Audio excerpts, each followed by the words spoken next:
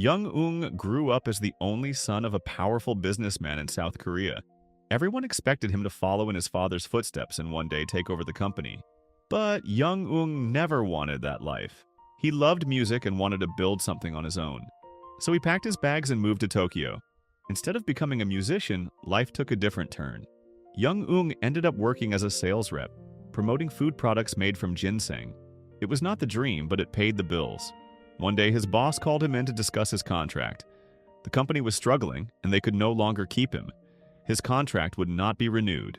Still overwhelmed by the news, Young-eung went to his girlfriend's apartment, hoping to find support and comfort. Instead, he walked into a scene that shattered him. She was with another man, choosing someone with more money and stability over him.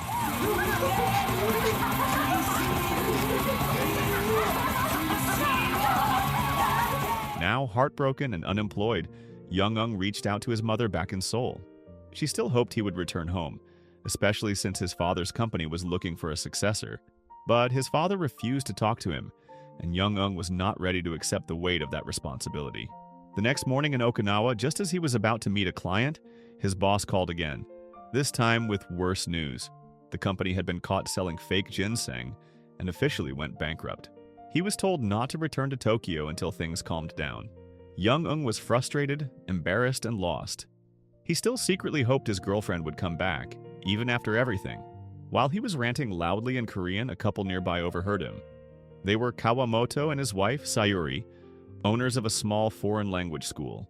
They approached him kindly and handed back the phone he had thrown into the bushes in anger. Then they invited him out for a drink. In that moment, without knowing it, his life had already begun to change.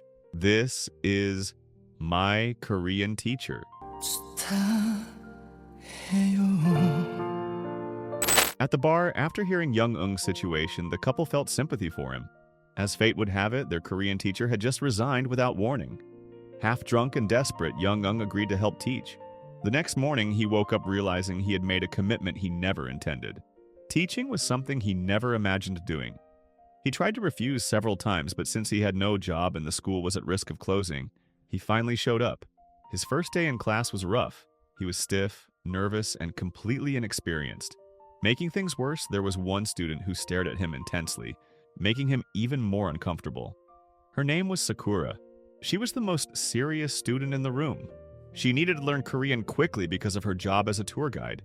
When she applied for the position, she lied and claimed she already knew the language, so now she had to prove herself. But Sakura was not driven by ambition or pride. She worked this hard because she was raising her young son alone. Every morning, she would walk him to school before going to work. Her son was her entire motivation and the reason she kept pushing forward. On her way to work, Sakura practiced Korean conversations out loud. She rehearsed every sentence with full focus, even if it made other passengers stare. She had no choice. 저는 야마다라고 하는데요. 야마다라고 하는데요. Soon, the travel company's top executive would be visiting Okinawa to discuss a major tour project, and Sakura needed to be ready. Meanwhile, Young-eung was slowly adjusting to life as a teacher. He was getting used to the class, although he still came across stiff and awkward. Most students barely paid attention, but there was one person who did. Sakura took notes seriously, tried to understand every explanation, and never stopped trying. Seeing her effort gave Young-eung a spark of motivation. At least someone cared. One day, Sakura was asked to translate an email from a Korean travel agency. No matter how hard she tried, she couldn't understand it. So she went looking for Young-eung and found him at a laundromat. With hesitation and urgency, she asked for his help. Because she wanted to improve faster, Sakura asked if he could give her extra lessons outside of class. She didn't have much to offer, but she proposed paying him with lunch. Kawamoto immediately saw this as the perfect chance for Young-eung to get closer to her, and judging by Young-eung's reaction, he already liked her more than he wanted to admit. Their private lessons became practice sessions where Sakura played the tour guide and Young-eung acted as the tourist. At every mistake, he corrected her, and step by step she learned. Their connection grew naturally. 오늘은 시간 내주셔서 감사합니다. 사장님, 이쪽으로. 그렇군요. During lunch, simple conversations about food turned into laughter. Every moment added new vocabulary for Sakura and built something unspoken between them. Afterward, they wandered around town and browsed the local market. By coincidence, they both picked the same shirt with a cute rabbit design. Young-eung bought both, secretly hoping they would wear them as matching outfits. Before he could give the shirt to her, Sakura rushed home. Her son had not returned yet, and her grandmother couldn't search for him because of an injury. Without hesitation, Young-eung offered to help. They searched for hours until finally Young-eung found the boy. Sakura was overwhelmed with relief and gratitude. As she walked him to the bus stop, the atmosphere felt quieter, deeper. Curious, Young-eung gently brought up her son's father. Sakura finally shared her past. She became pregnant at 20, but the father disappeared without warning. Since then, she had raised her son alone, determined to give him love and stability. Her son, Kei, still knew nothing about who his father was. The next morning, Young-eung kept his promise to Sakura's grandmother and went to pick up little Kei. The two of them walked together like a real parent and child. Day by day, life seemed to fall into a rhythm. Young-eung's class became more lively and creative, and his teaching style grew more natural. Sakura continued to be the fastest learner, and their private lessons remained a regular part of her routine. Their bond slowly expanded beyond just studying. Young-eung spent more time with Kei, sometimes teaching while kicking a ball around with him. For a moment, the three of them looked like a small, happy family. Back at home, Young-eung received another call from his mother. She continued urging him to return to Seoul to discuss his future with his father. What she never told him clearly before was finally revealed. His father was sick and needed surgery. Feeling betrayed that this truth had been hidden from him, Young-eung refused once again to return. Trying to bring more motivation into his classroom, Young-eung used an idea from his childhood. He created small rabbit stickers as rewards for good scores. The more effort the students put in, the more stickers they earned. Sakura, of course, collected the most. Just as life seemed steady, another challenge appeared.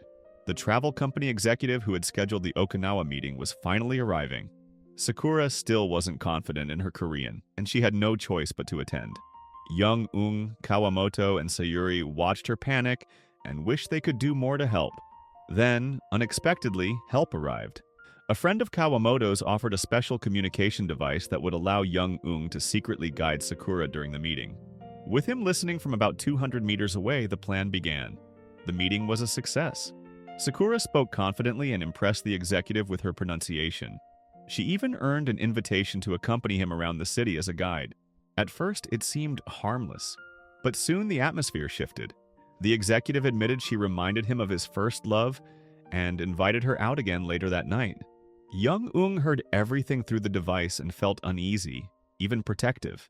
When Sakura refused, the executive changed tactics, asking her to return to his hotel room under the excuse of retrieving company documents. Still trusting his professionalism, Sakura went with him. Instead of documents, he poured wine and tried to seduce her. Frightened and cornered, Sakura tried to resist and quietly called for help. Young-eung, who had been holding back jealousy for days, could no longer ignore it. He rushed to find the room. Once he located it, he tried to distract the executive from outside the balcony, creating the chaos Sakura needed. She grabbed a vase, struck the executive, and escaped.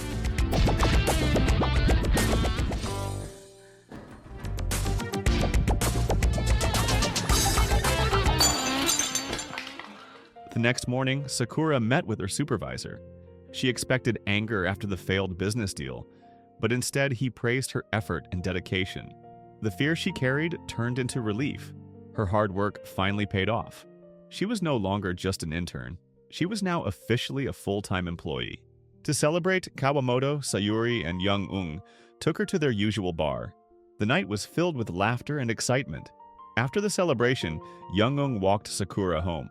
On the way, he subtly hinted at his feelings, wondering if they could still see each other now that her life was becoming more stable. Sakura smiled and agreed. Just as they were about to share a tender moment, Sakura's grandmother appeared and startled them. She told Sakura that someone was looking for her. It was Sakaguchi, her ex and the father of Kei. Moments later, Sakaguchi appeared, dropped to his knees, and begged for forgiveness. Then he pulled Sakura into a tight embrace. Young-eung stood there, heart sinking. After finally feeling hope, everything shattered in seconds. Word spread quickly. Sakaguchi had not abandoned Sakura without reason. Years ago, he ran away while being chased by debt collectors and did not want to put Sakura and their child in danger.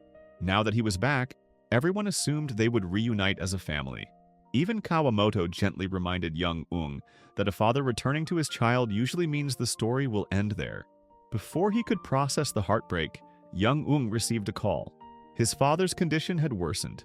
Without hesitation, he rushed back to Korea. Seeing his father weak in the hospital was a shock. All this time, his father had kept his illness a secret, not wanting young Ung to worry or feel pressured. In his silence, the father had finally accepted young Ung's choices and independence. As young Ung looked at an old photo of the two of them, his resentment faded. The distance he built for years began to soften. He decided it was time to step forward and help with the company he once tried to run away from. 3 years passed. During a business trip, young Ung checked into a hotel for a meeting, and fate stepped in once again. There she was, Sakura, now a confident and respected tour guide. Their reunion was warm and effortless, as if no time had passed. They sat together, sharing updates about their lives. Young Ung now led one of his father's subsidiary companies, while Sakura often traveled between Japan and Seoul for work. When young Ung asked about Kei, Sakura revealed the truth. She never reconciled with Sakaguchi. Neither she nor her son could accept him back into their lives. For young Ung, that answer meant everything. Then, by pure coincidence, a small rabbit sticker fell from Sakura's belongings. It was one of the stickers he once gave her in class. Both of them paused, remembering the laughter, the lessons, and the connection that never truly disappeared. The story ends with their gentle smiles. So the moral of the story is, if life falls apart, just teach someone a language, collect rabbit stickers, and somehow love, career, and destiny will fix themselves while you are confused.